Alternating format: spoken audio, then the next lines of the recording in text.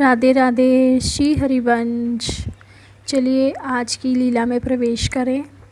आज की लीला का शीर्षक है घनश्याम बड़ो की श्यामगन सखीरी। यहाँ क्यों खड़ी है माधवी, कुछ कहना है? किससे? श्यामगन से। आहा, बलिहारी तेरी बुद्धि की। श्यामगन से बात करनी है इसलिए बरसाने से यहाँ तक दौड़ी आई। वही बात नहीं हो सकती थी? तुम समझते नहीं कानाजू, मैंने बात तो वहीं प्रारंभ कर दी थी, किंतु गण तो तुम्हारे दर्शन को आतुर दौड़ते आ रहे थे। इसी कारण मुझे भी इनके संग दौड़ना पड़ा। यही सही, तू मुझे बता दे अपनी बात, मैं कह दूंगा श्यामगन से। तू कहाँ तक दौड़ती रहेगी इनके संग संग? बड़ी गुप्त बात है श्याम सुंदर, किंतु मैं शीघ्रता में समझ नहीं सकी कि संदेशा घनश्याम के लिए है कि श्यामगन के लिए। हमारी स्वामिनी जू दोनों ही को तो देखकर व्याकुल हो जाती हैं। ऐसा कैसे हो सकता है सखी? दोनों में से एक आश्रय और दूसरा आश्रयन होगा ना? यही तो मुझे समझ नहीं आता श्यामजू। सुन सखी, श्यामगन तो गरजना और बरसना ही जानता है, किंतु घनश्याम मोहना और मोहित होना भी जानता है। नहीं श्याम सुंदर, दोनों ही काले हैं, दोनों सुहावने, दोनों प्राण संजीवन, दोनों चंचल, दोनों गगन विहारी और दोनों तड़ितांबरदारी हैं। रही मोहने की बात तो सुनो। क्या चातक और मोर मोहित नहीं होते? क्या धरा पर मोहित होकर ही नहीं बरसता गण? किंतु सखी, गण क्या सब प्राणियों को मोह लेता है? क्यों नहीं? जैसे ही गण गगन में छाए कि सब प्राणी आनंद मगन हो जाते हैं। तो सखी, जब इंद्र ने जल बरसाया, गगन काले काले बादलों से भर गया, तब क्यों नहीं आनंद मनाया तुम लोगों ने? क्यों इधर उधर भाग खड़े हुए सबके सब? वह तो इंद्र का कोप ही गण का रूप धारण करके आया था। श्यामगन ऐसा निर्दय नहीं है। अच्छा सखी, और जो चातक पर पानी के बदले पत्थर बरसता है सो कौन है? तो कानाजू, घनश्याम भी कुछ कम नहीं। हम गोपियों को दर्शन बिना तरसा मारता है। मेरा मन तो तब भरे जब कोई एक दूसरे के अधीन हो जाए, उसकी श्रेष्ठता स्वीकार कर ले। ये कैसे ज्ञात होगा कि एक ने दूसरे की अधीनता मान ली है? जो श्यामगन अभी गगन में आकर धीमे धीमे गरजते हुए बरसने लगे, तो मैं समझ जाऊंगी कि वह घनश्याम से प्रेम करते हैं। अच्छी बात है सखी, कहकर श्यामजू ने फेंट से बंसी निकाल ली, तमाल मूल से लगी चट्टान पर बैठकर उससे पीठ टिका ली। बंसी अधरों से लगाई, नयन अर्धनिमीलित हुए, ग्रीवा बाईं और तनिक झुक गई और कुंडलों ने दौड़कर कपोलों का चुंबन किया। सुकोमल उंगलियां बंसी के छिद्रों पर नृत्य करने लगी और मधुमेह स्वर लहरियों से चर अचर और अचर चर होकर अपनापन खो बैठे। मैंने धीरे से आगे बढ़कर उनके चरण युगल अपनी क्रोड़ी में ले लिए। ना जाने कब मैं उस स्वर माधुरी में बह गई। जब चेतना लौटी, उनका वाम कर मेरे मस्तक पर धीरे धीरे घूम रहा था।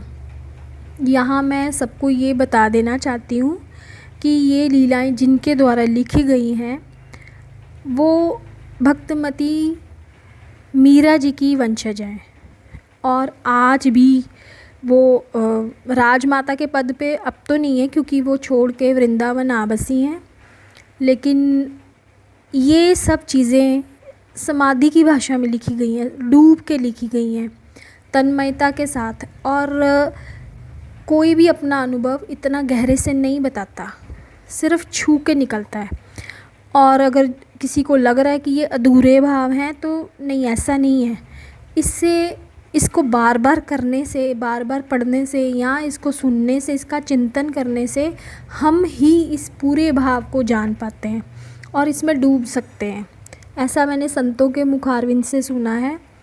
और सौभाग्य कुंवरी जी जो इनकी लेखिका हैं वो मीरा जी की वंशज है, तो वो किसी भी तरह से श्याम सुंदर से अलग नहीं है। माधवी मधुमेह स्वर सुनकर आंखें खुली तो देखा गगन से जरे दिव्य पुष्पों से धरा रंग बिरंगी हो गई। हल्की फुहार अभी भी विरमित नहीं हुई है। गण मृदुमंद स्वर में मृदंग बजा रहे हैं।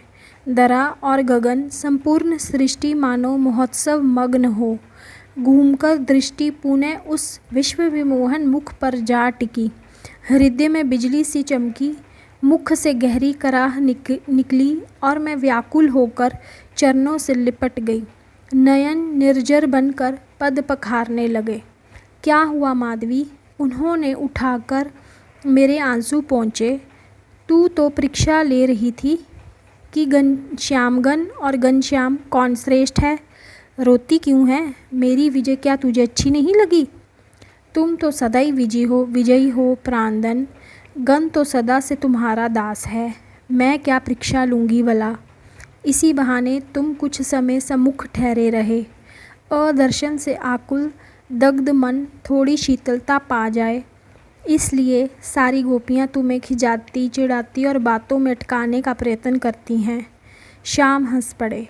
मेरी पीठ पर थाप देते हुए बोले, बहुत चतुर हो रही तुम सब। मैं बोला, छोरा कुछ समझ नहीं पाता। इसी से तुम्हारी बातों में आकर जैसे तुम नचाती हो नाचता जाता हूँ। चलो अच्छा हुआ, अब तो तेरी इच्छा पूरी हो गई ना। अब संदेशा कह। मैं चौंक पड़ी। इतना विलंब हुआ? हाँ, प्रतीक्षा करती सखियों के प्राण कंठ में आ समाये होंगे और स्वामिनी जू की व्याकुलता स्मरण करके तो मन पश्चाताप से झुलस उठा। मुख नीचा हो गया। दुख भरे स्वर में बोल फूटे, मैं महास्वार्थी हूँ कान्हाजू और इस कार्य के योग्य नहीं। अपने आनंद में उन सबकी पीड़ा भूल बैठी। गिरिराज निकुंज में तुम्हारी प्रतीक्षा हो रही है। अभी सूर्य पूजन के पश्चात तुझे कुछ चाहिए? वह मेरे केश पाश बांधते हुए बोले, मुझे तेरे केश बड़े अच्छे लगते हैं सखी। ये मेरा सौभाग्य। यों व्रज में ऐसा क्या है जो तुम पर न्योछावर नहीं? अब तुम चलो कान्हाजू, बहुत विलंब हुआ। अच्छा सखी, तो जाऊँ मैं?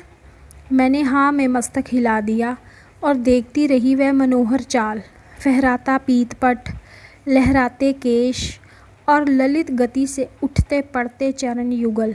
नयन ओट होते ही मैं लौट गई उस चरण रज पर।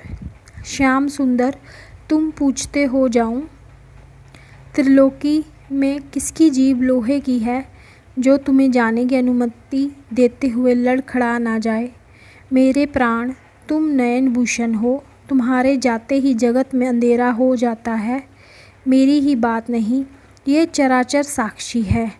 इन वृक्षों से, इन पत्थरों से और इस धरित्री से पूछो। इन मृग वधुओं, जलचरों और इन किहरी शावकों से पूछो। श्यामजू, तुम्हारे बिना सबके प्राण छटपटाने लगते हैं। ये देखो, सबके आकुल व्याकुल नयन तुम्हें खोज रहे हैं। दरा और गगन, सबके रोम रोम में एक ही पुकार सुनाई देती है, श्याम सुंदर कहाँ हो? श्याम सुंदर, आह श्याम सुंदर। इसी के साथ ही आज की लीला का समापन यही है। कल फिर से एक और नई लीला में प्रवेश करेंगे। तब तक के लिए राधे राधे। श्री हरिवंश।